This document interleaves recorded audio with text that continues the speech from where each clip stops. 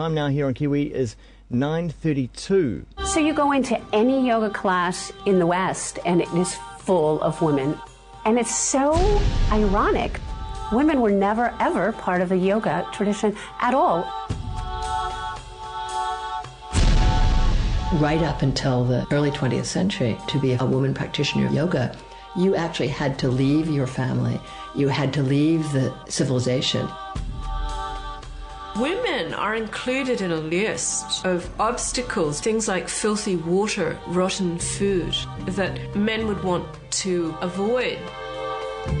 This is the trailer to a new documentary that is screening around the country called YogaWoman, which tracks the rise and popularity of yoga amongst women over the past 20 years or so. It's made by director Kate McIntyre, and she joins us this morning on the line. Good morning to you, Kate. Good morning, how are you? Very well, thanks. Now, can you just give us an idea of the backgrounds of yoga, first of all, before we talk about the film itself and the rise? Where did yoga first come from? So yoga originated in India a few thousand years ago, and it's a sort of whole practice. The asana we know today is just one part of it. There's a lot of different sort of mind pursuits like meditation and contemplation, reading scriptures and things. But the yoga we really talk about today is the asana practice. So it did originally have sort of religious roots? Yes, well, I mean, in India, religion is an interesting thing. It's kind of a very, it was across whole areas that this happened. People were studying their minds, basically, and their souls and their spirits. So, yes, in a way it was religious, but perhaps not as we always think of religion. So when did yoga start to appear more in Western society? Well, people were coming over at the beginning of the 1900s to Europe and to America to talk about the philosophy, but it wasn't really until later that people came with asana practice. Early women like Indra Devi, she was living in India with her husband. She was a Russian woman, actually, and she begged to become a yoga teacher. She really wasn't invited. There were no women, certainly no Western women teaching. And so she was one of the first, and when she brought that back to the West in the sort of 50s, she just really changed the sort of momentum that even a woman could even, be involved at all. So, and even when I started practicing 25, 30 years ago, there were really only men teachers. So it's sort of very new that women have started to really, become seniors and role models and teachers in the yoga movement. So is it true to say that it is now more popular with women than men? Oh, totally. I mean, have you been to a class? It's like 95% women. So, it's become this amazing tool that women just love. And I think from word of mouth, they go home and tell their friends and neighbours and sisters, hey, I'm doing this thing and it's amazing and you'll have to do it and why don't you come along? Like a good recipe, I think yoga's really being passed down from women to women and, they're really finding some use in it and starting to weave it into their lives. We are talking about, the fact that it was about 20 years ago that it started becoming more popular amongst women. Did it replace something else like aerobics or jazzercise? I don't know. Yeah, I think so. I mean, I think women too now more, we have our own lives completely. We're not so domestic. Women aren't staying at home. They're working. So I think as our role in society has changed, I think we've really changed our way of working too. Yeah, I think it's probably replaced a lot of aerobics, although people still do both.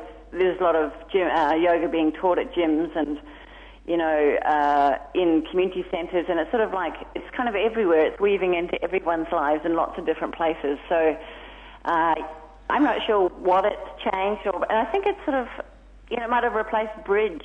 Who knows? Yeah, or other centering or peaceful pursuits? Yes, definitely, yeah. I mean, it really is that. I mean, I'm a really busy, working mother and know quite a lot about yoga, and I still struggle to get to the class, It's like we're really busy. We've got, parents looking after kids. We've got full-time jobs. We're trying to keep the dinner on the table and all those things. And at the end of the day, we just need some respite. And what's fantastic about yoga is, like, I'm classically texting at the door, as I rush and put my mat down. And then, I've got an hour and a half just there with me, facing my own sort of anxious mind as it slowly starts to, release the to-do list. So finally, by the end of it, I find this tool that I've got that I can be at peace with myself. And I think that's an amazing tool that we have, and that's why women are passing it on. So if you were magically transported to the 1950s, how would you explain yoga to a 1950s woman? Well, I think that, 1950s women in New Zealand, they would have been at home, well, my mother at home, looking after her children and, fairly sort of domestic, quiet life compared to what we lead today. And I think for them it would have really given them a community environment that they had a whole team of women that they would have met. Like, that's one of the amazing things about it, is the community that you meet. And I think it gives them, like, a real chance to know your body. I know, like, when I had my children, in the birthing process, I'd done so much yoga that I really knew my body. I knew what was happening. I knew where to press. I knew where my legs were. I think it's such a sort of refining of the mind, yoga. So that sort of awakeness really brings that awakeness into, all aspects of your life. And that's really why we wanted to make the film, was to really show that how many parts of your life get affected by this. I'm talking with Kate McIntyre, who's the director behind YogaWoman, a film regarding the rise of yoga amongst women in the past 2 decades. Well, often I get puzzled when people start, they say they're doing yoga, but then they start saying they're doing Bikram yoga or some other kind of yoga. There seem to be, dozens of variations of it out there. What are the differences? Yeah, that's true. There are lots now. I mean, even the sort of pet yoga and rollerblade yoga, there's all sorts of things. There's at the heart of it, when we went out and filmed, we filmed 50 women in this film, and as they talked about their lives, we realised that it didn't actually matter to the film and the story that we were telling what they were doing, because they sort of all came from the same intention.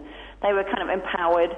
They were out to really make a difference in people's lives, and they were using yoga as that tool. So in the film, we don't really talk about that so much, but there are different sorts, and I think in a way that's actually been some of the rise of its popularity, because it sort of fits all sorts of different people, When I first started, it was like super serious and quiet and, very disciplined, and not everyone likes that. And, nowadays there's music playing, and there's more, you can go to a hard and fast sort of sweaty yoga, or you can go to the quiet breath, or, you can go to all sorts of things. Like if you're healing yourself, or you're, needing to do yoga for therapy, if you've got a sore back or you've had an operation, of course you have to go to really specific therapeutic yoga. Yeah. You can't just rock up to a jump class, But if you're young and you've got lots of energy and you want to really sweat, you can do that, So I think if there's a yoga now for lots of different people, and the great thing for us now is that it is happening on your corner, and it is happening at a time that can fit your timetable. I mean, for me, that's really crucial. So, as you say, it's dominated now by women. Do you ever see it swinging back the other way, or at least balancing out with men? Oh, who knows? Who can talk for men? I can't. But well, I think for women, like in the film, we really were excited that women were so into it, and because I think possibly more than men, we're really inundated with images of perfection all the time, of the perfect breast, the perfect hair, the perfect body, the perfect celebrity. We're so up against that. And I think, so for women just to have that feeling of acceptance is incredibly politically subversive, as Donna Fahey likes to call it. Just to accept ourselves as we are is amazing. And I think, I think men actually face those pressures as well. And, I hope that they get that chance to really enjoy their yoga classes again. I know lots of men, of course, that do yoga, and it's, a central part of their life. Now, this is a truly an international documentary as well. In fact, you've got Annette Bening, who's an Academy Award nominee, narrating it. How did you get her involved? Weren't we lucky? Yeah. She's amazing, and what a beautiful voice she brings to the film. She's really fantastic, and she herself is a yogi. She started yoga at drama school. Is that what you call them, yogis? Is that it? Yogis? Eh? Yogis. If someone does yoga, they're a yogi. Oh, you can be, yeah, if you want. All right. But she's done yoga for years. She's been married for 25 years and got 4 kids, and her teacher was one of the women that we interviewed for the film. So that's how we found her in Los Angeles. But she just seemed like the perfect example of someone who was just using yoga to get through her world. Indeed. Okay, and this documentary is screening. It's on DVD, but it is reaching movie theatres around the country. Tell us about that. Yeah, we're screening tonight in Auckland, on Sunday in Wellington, next week in Christchurch, Tuesday, Dunedin, Thursday, and Queenstown on Sunday. So we're here for a couple of weeks, and we're really excited. This is where I grew up. I'm excited to see family and friends, and also to bring YogaWoman to New Zealand. You can book tickets on our website at yogawoman.tv. Great. So that's the website. Go and check it out there. Kate, really nice catching up with you and finding out about this film. And congratulations on getting it out as well. It's great to see another New Zealander doing well on the world stage. Thank you so much. Kate McIntyre there. It is now 9:43 here on